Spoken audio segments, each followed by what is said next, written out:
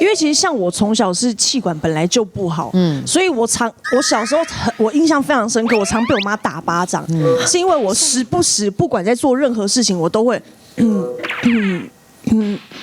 一直会这样子清痰，有些就是我会一直去清喉咙，就感觉有东西卡住，就是我会一直有那种就会一直这样。原来你那是气管问题，也是这样，对，他调皮耶。我以为是你个性有问题。克雷斯被咳嗽缠身4年，刘雨柔咳嗽咳到有味道。我想可能现场没有人抵过我的时间，我大概有咳了4年这么久。哇，你肺还在吗？我是前半年才好的。啊，孩子长大就好了。巨精前半年才好。巨精前半年，夸张哎。对，你知道咳嗽有味道吗？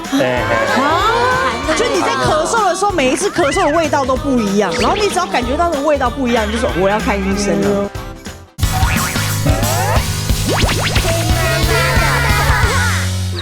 所以我妈就常护我妈说，你不准再这样子用你的喉咙，因为会受伤什么的。可是那没办法改变，因为是天生的嘛，所以就变成是我晚上要睡觉那一段时间，我会咳得超级厉害，而且我咳到严重是突然觉得自己没有办法呼吸，然后你起来之后发现就是你要么就是鼻涕卡住，要么就是痰卡住，让你呼吸变得不顺。对，所以我很常有时候醒来是因为真的被卡住，然后就吓醒，然后就然后吐出一口痰，就真的是会变成这样子，好可怕，很可怕，是真的卡住，而且最近很明显，就想说是不是老了，就是我好害怕有一天会不会卡住就这样走掉，你想太多了，可怕哎，痰卡住是真的蛮恐怖，而且很浓。